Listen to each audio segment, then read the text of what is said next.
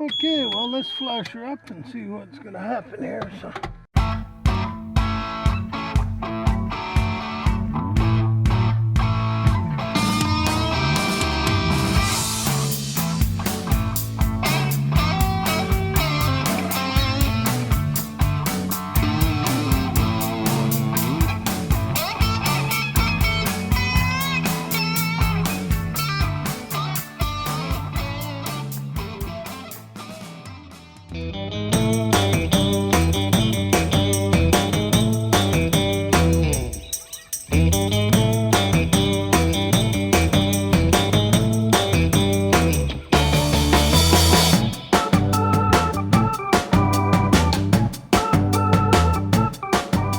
Good morning and welcome to Jim's Hangar.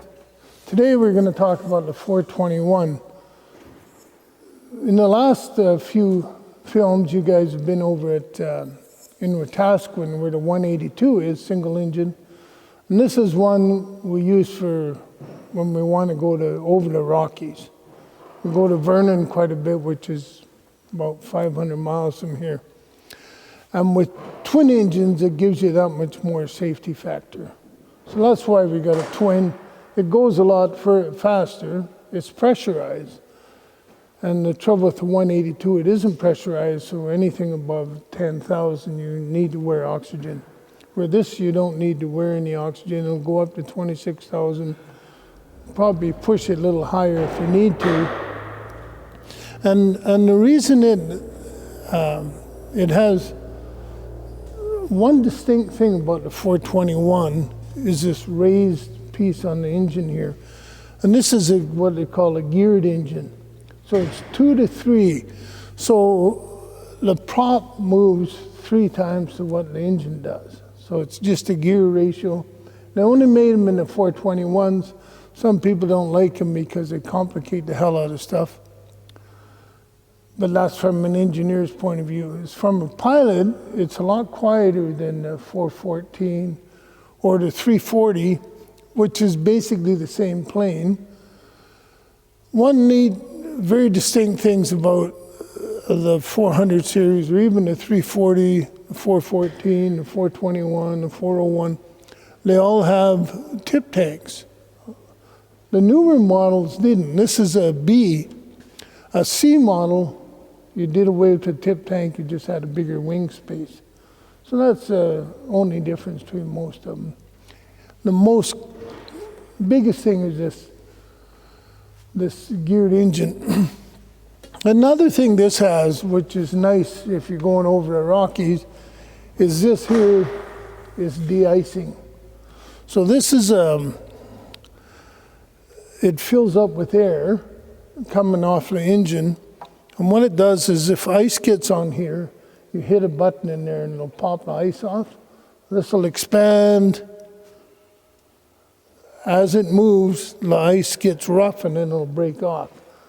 And they're inbound and along the leading edge, and then you'll see on the tail.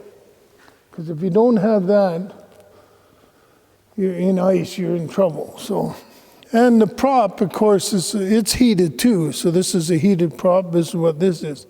And it cycles. So when you're looking out the window and you see ice, the first place to see ice is on the spinner. And then you'll see a bit on the wing. So at that point, you put on your prop heat, and it'll shed the ice off of here too. So between the two, you don't want to fly into icing knowing that you're going to fly in there. But if you're coming down, descending through a cloud, and all of a sudden you got ice, it's nice to have all this. So has a big baggage area here. This particular one has 5 fuel tanks. It has the mains on the end. In the wing on each side is the auxiliaries. And then there's a nautical tank in the back of this behind the engine, which is another 20 gallons. So it gives you 220 gallons, I think, total, which will get you at least to the site of the accident. It'll usually get you a little further than that. So anyway, they're a nice plane. It's very nice to handle. It's a great platform.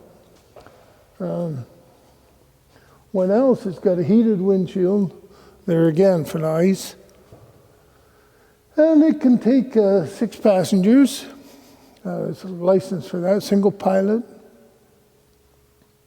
And that's about it. Like I say, we use it to go to Vernon. That's a main. Unfortunately, it burns 3 times as much fuel as a 182. It gets you there twice as fast, burns 3 times as much. So it's burning close to 35 gallons an hour, 40 gallons an hour, depends. So that adds up pretty quick. You know, your fuel bill is what kills you in these planes.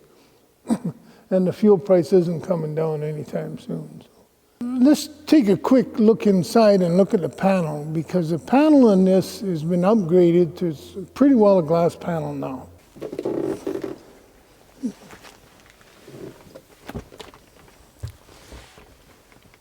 Okay, so here we are here. This is a Garmin 750 and a 600 and the autopilot. Like, this is a very nice setup, this plane.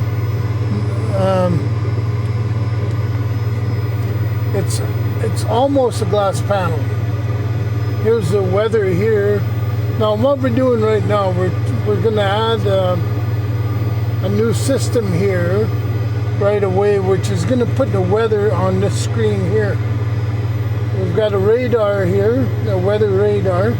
So it's a very, very well equipped plane. So just thought I'd show you what the dash looked like. And that's it. The transponder here.